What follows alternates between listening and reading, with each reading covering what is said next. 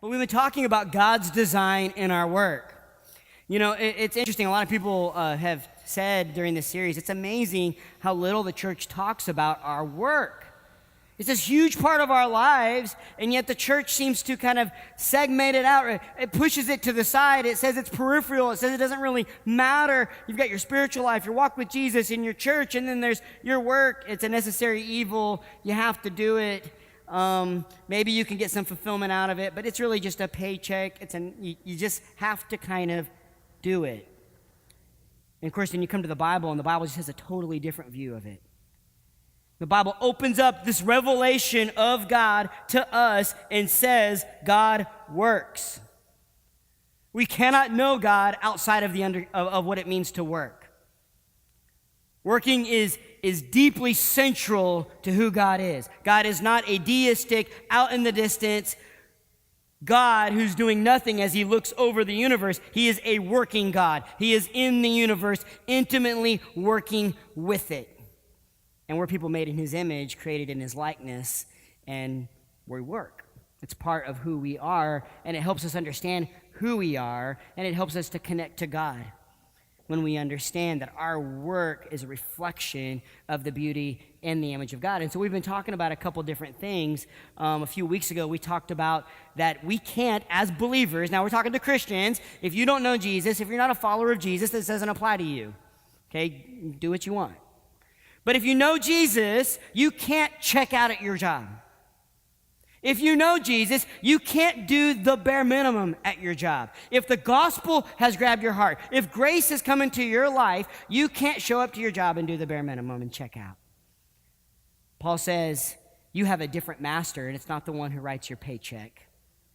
And so when you do your job, you do it as unto the Lord, and you do it from out of your soul. You do it heartily as unto the Lord. That's Colossians 3. So you have to do, if you're a gospel-gripped person, you serve a master over your life. And so servants to your natural human bosses, serve them from your whole heart. Bring all of your soul to that job and do it. That's what we talked about a few weeks ago. And then last week we talked about the way we speak. The way we're able to create culture by the way we speak. And I don't know if that was a new idea for you, but I hope you begin to see it everywhere. How we speak to one another creates culture. Now, moms know this because they're creating culture in their home.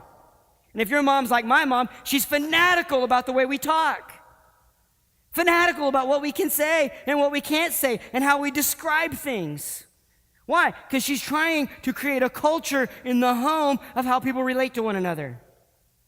How people talk about things.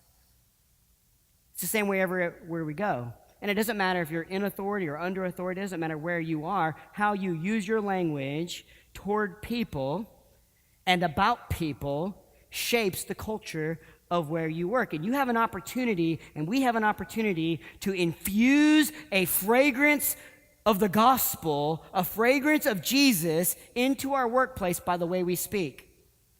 By the way, we offer grace in our environments and not bitterness or anger. That's what Ephesians 4 said. Offer grace, speak in a way that builds people up.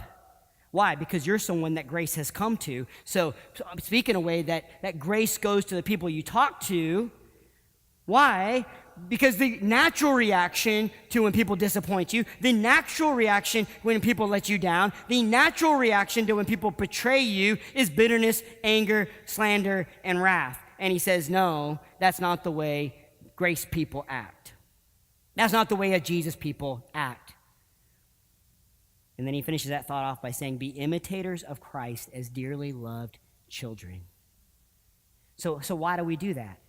Why do I show up in a broken world? Why do I interact in a broken world and use my language to infuse grace? Because that's exactly what Jesus did. He entered into our broken world that was torn apart by bitterness, wrath, slander, and hard-heartedness, and with a tender heart, he offered grace. And the big idea last week was you can't wait for people to reciprocate. Don't wait on your coworkers to treat you in a graceful way before you do. There never would be a gospel if that's the way Jesus thought. He went to enemies. He went to betrayers. He went to liars. And he said, you never would have moved in my direction. And I'm going to offer grace. So the way we speak brings that to our workplace. Today we're going to talk about how we utilize creativity.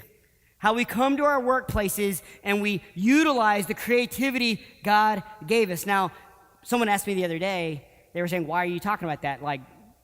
People like to be creative. But I think it's important to look at the motivation for why we're utilizing creativity in our workplace. In other words, do we do it simply because we want to win or be better? Or is there something deeper in us that says you can utilize all the creativity God's given you in your workplace for God's glory? Should we do that? And the question is, does God do that? And what is God's motivation for being creative? What is driving the heartbeat of God when he's creative? And what's interesting is it's not real complicated. I want you to look at Proverbs 8 with me this morning. What drives God to be creative? Now, let me back up for a second before we look at Proverbs 8. There are a couple problems, I think, when we talk about creativity. Is one, how do you define creativity? How do you define it? And I thought about different definitions, and it's difficult, right, to put a definition about what's creative. I think generally people are creative. They come up with new ideas, new ways of thinking, new ways of doing things. They innovate, right? And so what is creativity? It's kind of a nebulous idea. How do you get your hands around it? I don't have a good answer for that, but that's part of the problems when we come to the idea of being creative at your job and utilizing that at work. The other problem is that generally in the church, as Christians, we haven't highly respected gifts, talents, and skills that happen outside of the Christian lane. Do you guys hear what I'm talking about? See, this is when a guy like Lecrae shows up, and for much of his career is on what we call a Christian label.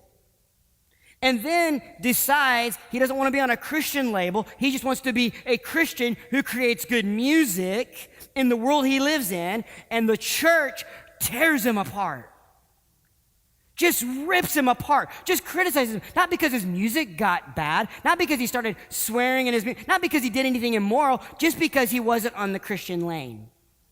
So we valued his gifting when he was in the Christian lane, and we dishonored his gift, I think is the right way to say that. We dishonored the way God gifted him when he didn't do it in the Christian square. And I've heard this kind of thing my whole life, where more honor is given to the teacher who teaches in this Christian school than the teacher who teaches in the public school. I've heard this my whole life when we really, really honor the giftings that we can celebrate on a Sunday morning, but the work that happens every day, Monday through Saturday, and the incredible things that are being created in the workplace, that's just normal. That's just average. We don't really celebrate that. And that's a problem. And we're going to see in Proverbs 8 why that's a problem. Because it's not the way God thinks at all. Proverbs 8 is a really interesting passage, and it's a great example of what we're talking about, because it's a very creative literary thing that's happening here that Solomon's doing. Solomon is being actually very creative when he writes Proverbs 8, because it's written in a personification of the wisdom of God.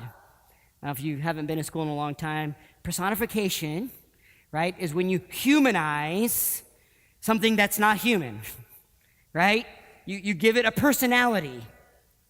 And so Solomon gives a personality to the wisdom of God.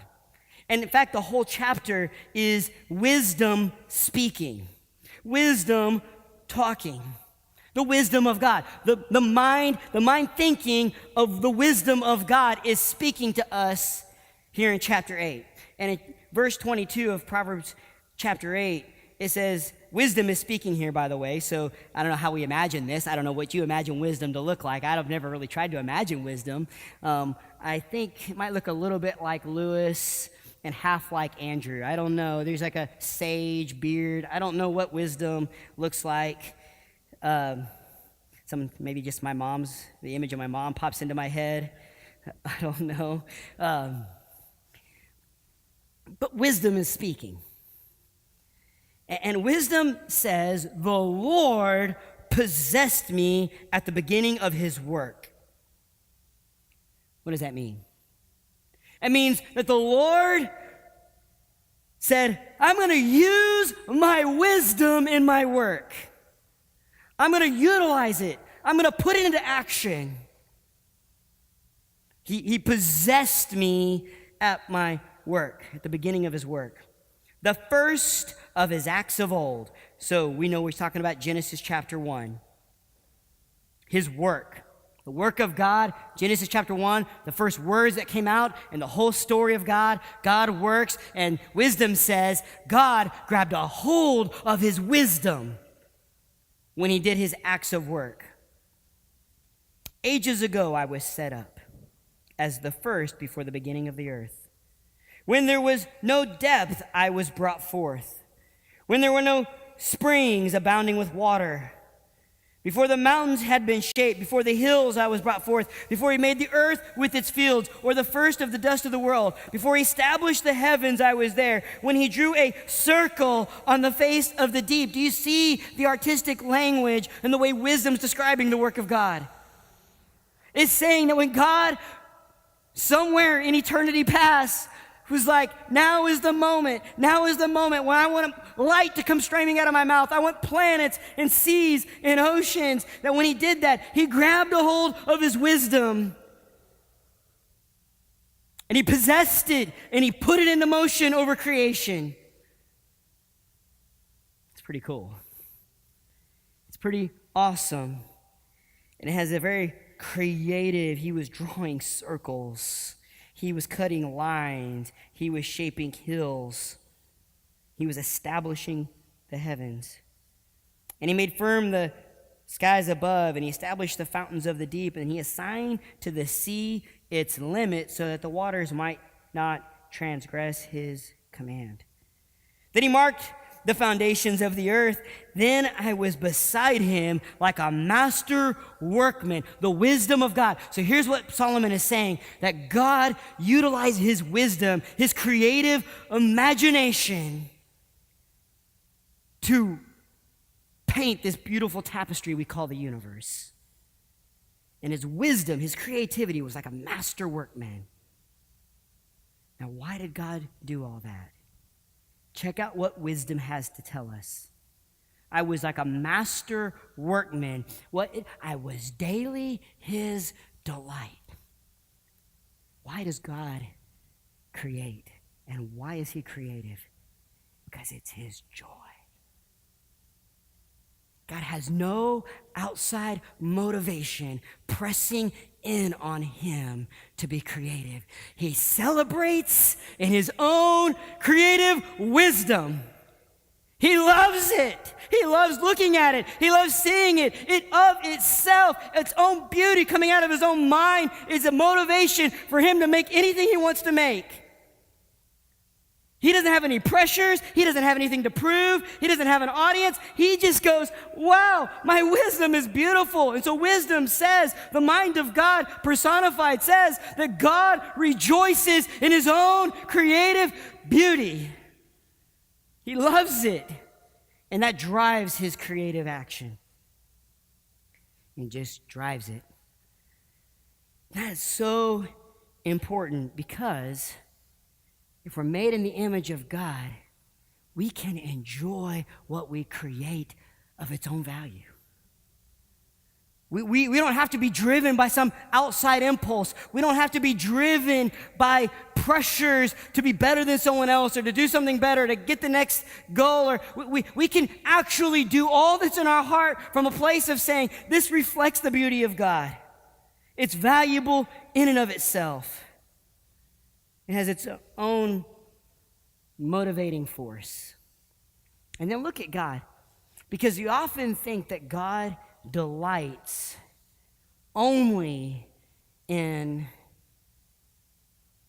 Christians.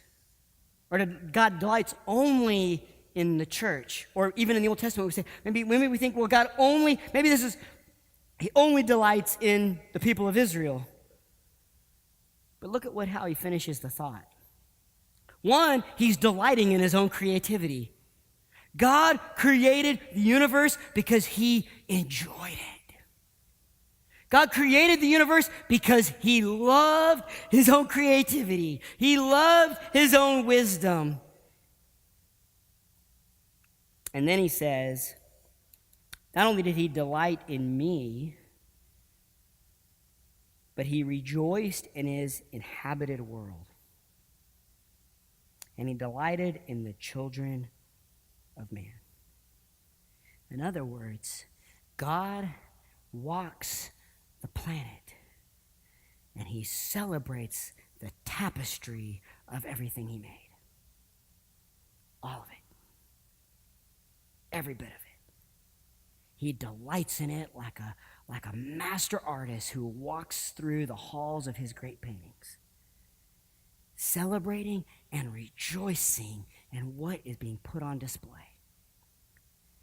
God delights in us.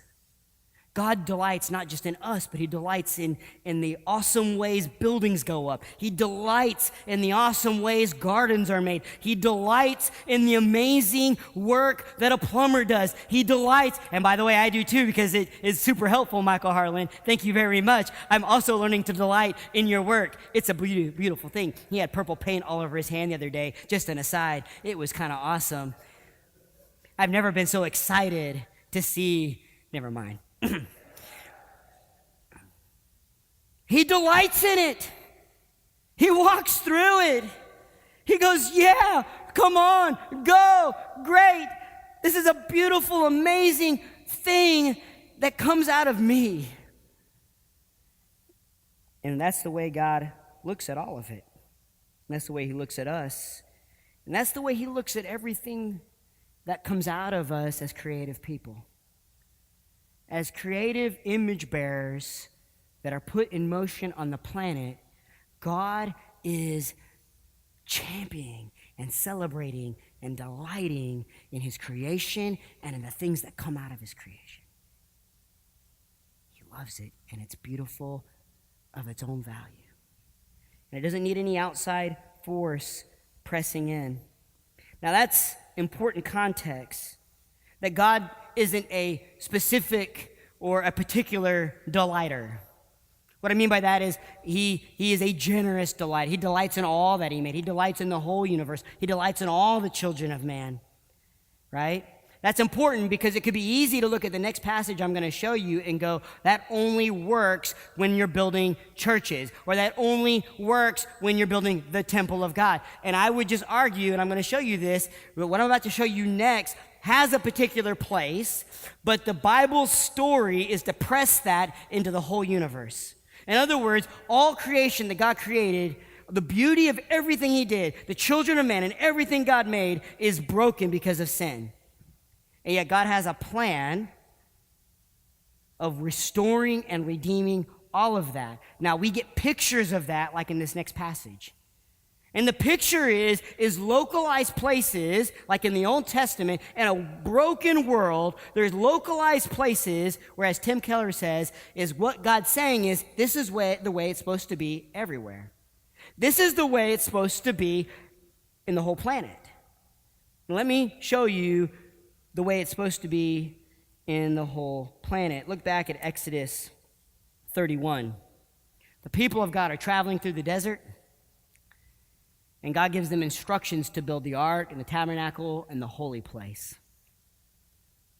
And they've got all these particular instructions, complicated, diverse, beautiful instructions for what the meeting place of God is supposed to be, where the presence of God, and this is what this is. This is the localized presence of God.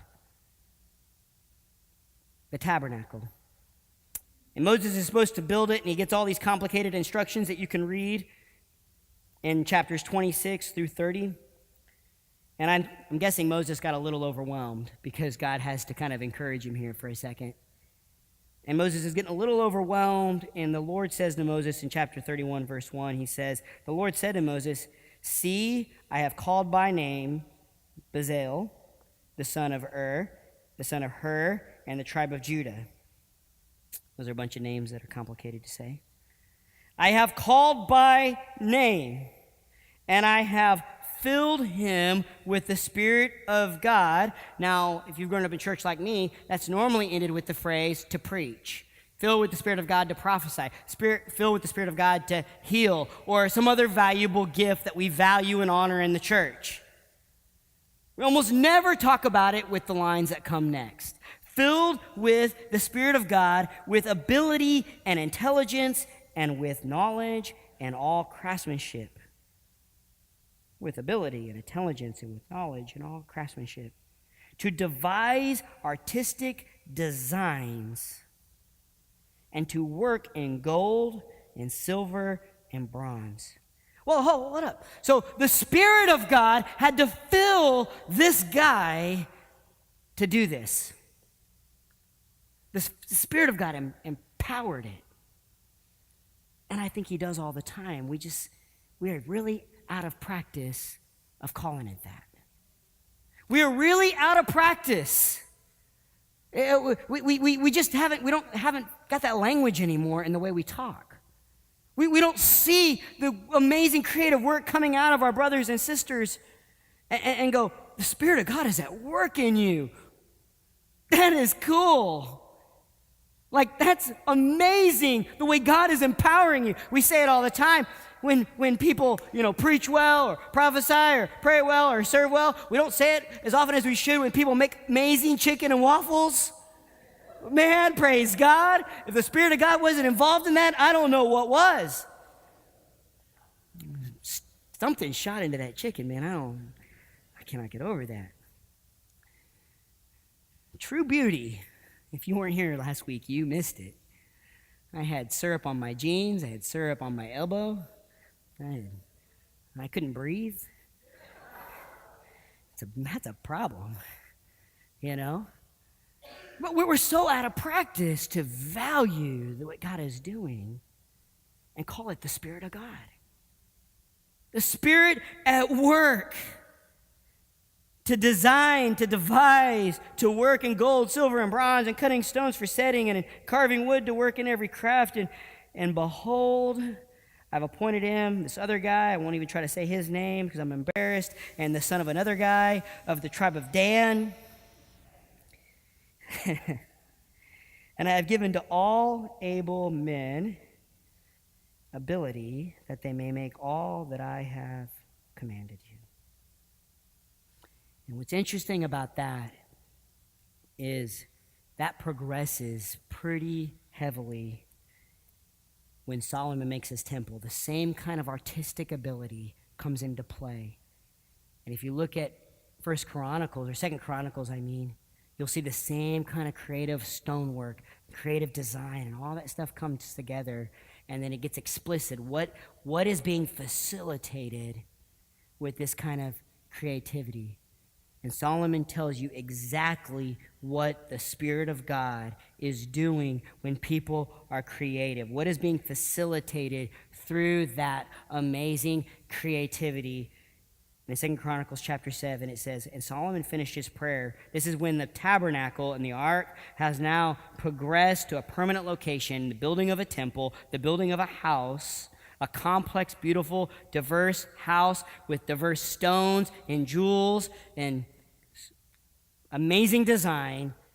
And the output of that is fire came down from heaven and consumed the burnt offering and the sacrifices, and the glory of the Lord filled the temple. And the priests could not enter the house of the Lord because the glory of the Lord filled the Lord's house. And when all the people of Israel saw the fire come down and the glory of the Lord on the temple, they bowed down with their faces to the ground on the pavement, and they worshiped and gave thanks to the Lord, saying, for he is good, and his steadfast love endures forever. In other words, all the spirit-empowered creativity, stone making, stone cutting, design, jewels, gold, bronze, all this spirit-empowered work facilitated an experience of an awareness of God's presence. And you say, well, that's great. That's the temple. Except that when you get to the New Testament, you're called the temple. It's not a location anymore. It's you. First Peter says, you are the living stone building a spiritual house. But it's a really strange kind of house, he says. Because he says it's the kind of house that's traveling. You're an exile and you're a sojourner. What does that mean? It means that you don't live in this country. You're passing through. You're walking through. So you're a living stone, he says. You can look it up. 1 Peter chapter 2, I think it's on the slide. You're a living stone, a diverse, cut, beautifully designed stone that makes a spiritual house, but it's not the kind of spiritual house that's in a location. It's the kind of traveling house. You're a traveling stone, a traveling piece of artwork, or Ephesians might say a masterpiece, walking a path of good works that God designed for you. And so you are now a sojourner on a journey. You're an exile in a foreign country on a way to a new land. But you're a spiritual house. And the spiritual house, the purpose of the spiritual house is the presence of God. And I don't think it's a big stretch to say that the creatively designed house of God in the Old Testament that facilitated the presence of God is working in creative people who are filled with the Spirit of God, making up a spiritual house, walking the planet. As you work out the creativity in your workplace that God has designed you with, you facilitate an experience of his presence. Because that's what a spiritual house does. It's a place where God's presence is experienced. And that's a powerful, awesome reality. Before I go any further, I want to invite, like I have been every week, I want to invite some friends down here that you know, and I think they do an incredible job of using their creativity in their workplace. And I think they do an incredible job of celebrating that in a way that gives God honor and glory. I would Justin Crum and Jessica Crum come down. And I got a few questions for them. And they're up there in the booth here. I want to read something. Many of you know that Justin and Jessica, or Justin is making a movie. Jessica runs Silver Lake. Justin's making a movie. Do you have a name for your company, Justin? Farewell Films. Awesome. Very cool. I'm going to give you this microphone. I want to read you, I thought this was an amazing example of what we're talking about, but this is a screenshot of the Kickstarter. If you guys know, they were raising money for the film, and there was a Kickstarter, and there was this statement that they wrote on here that I thought, man, was so cool, because it reflected, I think, some of the unique things that happen when followers of Jesus see their creativity working their way out in the universe and the things that are happening when they do that. But listen to this. The best thing about running a Kickstarter is seeing how many people care about the local film. Film and TV are major influences on our culture. That's true, and we don't take it lightly. Justin Crum moved to Arkansas from Los Angeles, left his comfy job at a PBS station. This is all good stuff for you to know about Justin, who runs our slides a lot, by the way, and is working days and nights and weekends to make a movie, listen to this, telling a compelling story of regret and redemption. And we go, yeah, that's a powerful idea to work its way out in a movie. And isn't it a powerful thing that we talk about all the time here? Brokenness and redemption. And he talks about family and all the other things that we've seen at work. And I remember me and Justin, we used to have lunch almost every week before he got busy, and we all got busy. But we talked about a lot of these themes. And I remember one of the questions we had was, can someone who is gripped by the gospel flesh this stuff out without becoming a Christian label or a Christian movie and I think the answer to that was, please.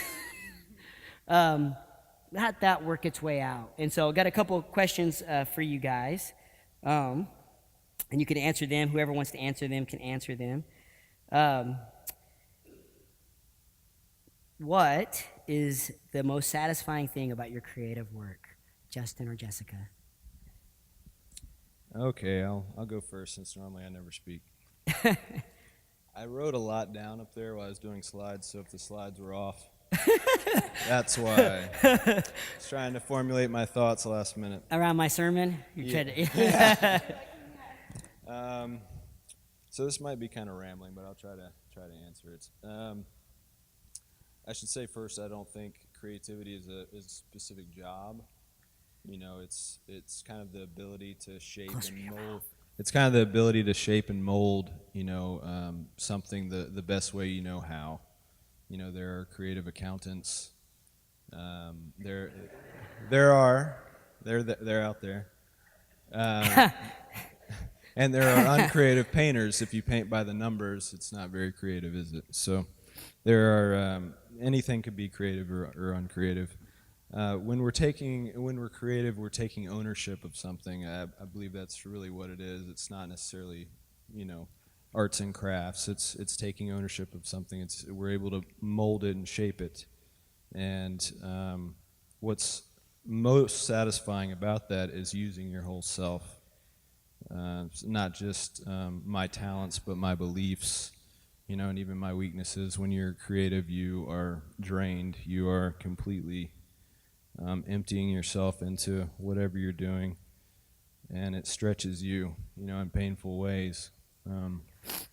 But it's a good kind of pain. It's a kind of like going to the gym. You don't want to do it, but you do it, and you feel better afterwards. You feel like you're changing, and you see that change over a long period of time. I've had some jobs where I'm not very creative, where I just come in, it's like you've said, you clock in, you clock out, you do the work. As one person at work, I was one person at home, and you create these different faces. I was a Christian at home, I was not a Christian at work. So what's most satisfying about my creative work is how I am a whole person in my entire time living. It's like I wake up and I'm a Christian, I'm a creative, and I'm a worker all at the same time. And there's no faces, and I love that I don't have to pretend or be something else. I'm just, I am me the entire time. So. That's awesome. Very cool. Maybe I'll throw the next question at you, Jessica, and you can do some talking. All right. How do you see your creative work, or how does your creative work help you appreciate and understand the beauty of God in the world and in the people around you? Okay. I think that, we're only labeled as creatives because we put our work out there for people to criticize. It's like, the best form of being creative is when you get to put your work out and everybody gets to point at it and give their opinions. So I would say that's created in me this weird identity in my work. And so what I've learned in starting a business where I put my creative work out there is that I started to let any criticism, reflect only on me, and instead of seeing anything that I put out creatively as work that God's empowered me to do, it was like, this is my work. When it's criticized, I take it personally. When it's praised, I take it personally. Yeah. So in kind of building a creative team, I've had just that knocked out of me, in that I'm so much more proud of the work I do now that we have a team of people doing it. Because it's not my work, it's our work, know. It's given me a whole new appreciation. And honestly, it relieves so much self-hate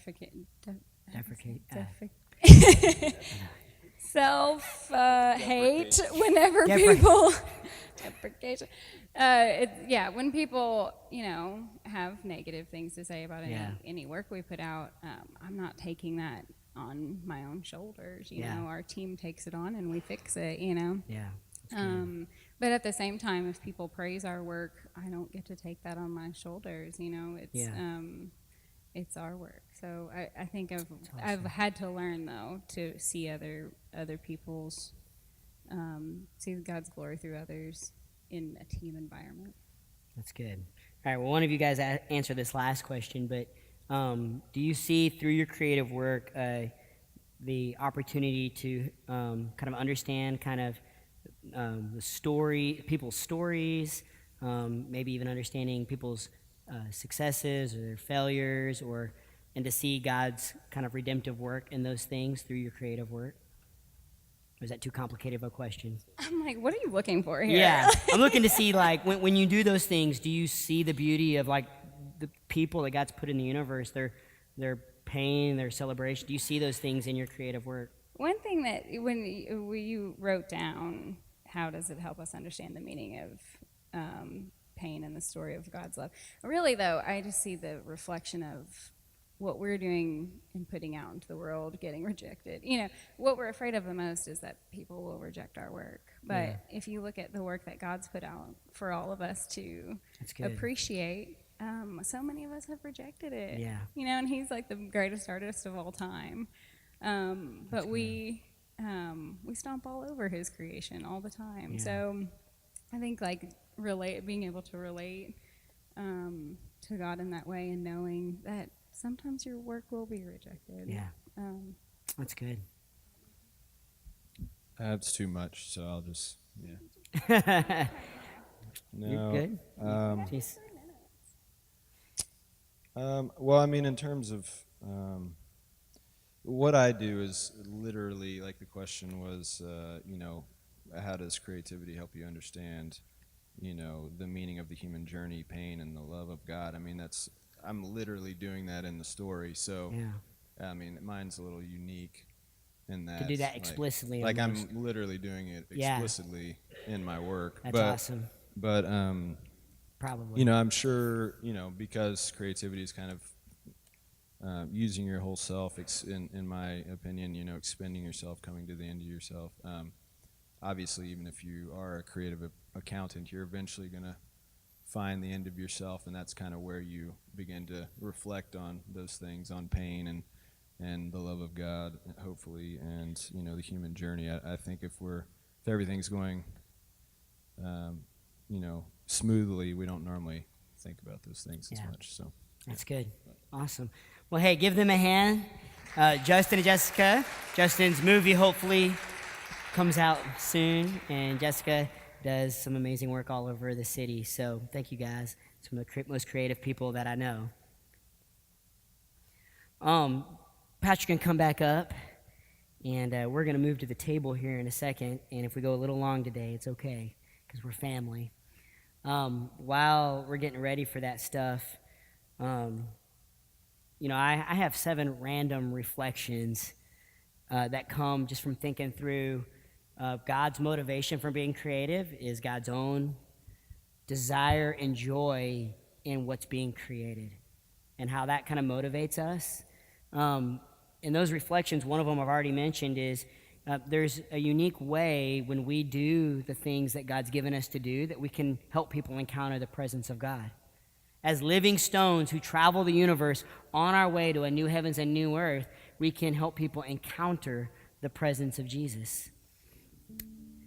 We also, as we're creative, as we allow God to empower us by the Spirit to create new things with people, it gives us an opportunity to create connections with people.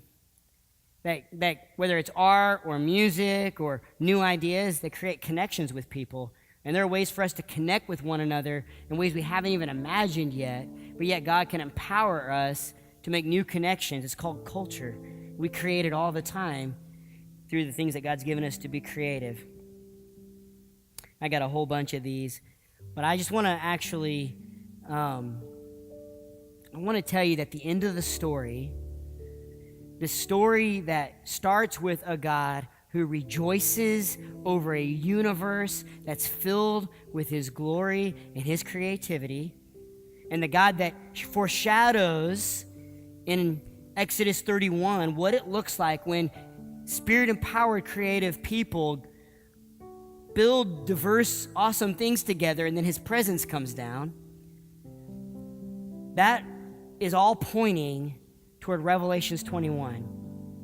And in Revelations 21, you will read of the most staggering picture of creativity. The most staggering picture of colors and lights and designs that the human mind can put on paper. And the whole point of it is that, John tells us, is it's not a temple. We use the word temple, but then he says, but it's not a temple. This is just the land. It's a land dominated by God's creative glory and his people. And here's, I think, the big thing. When we let God use us in these ways, we're an echo of the future God's taking us to.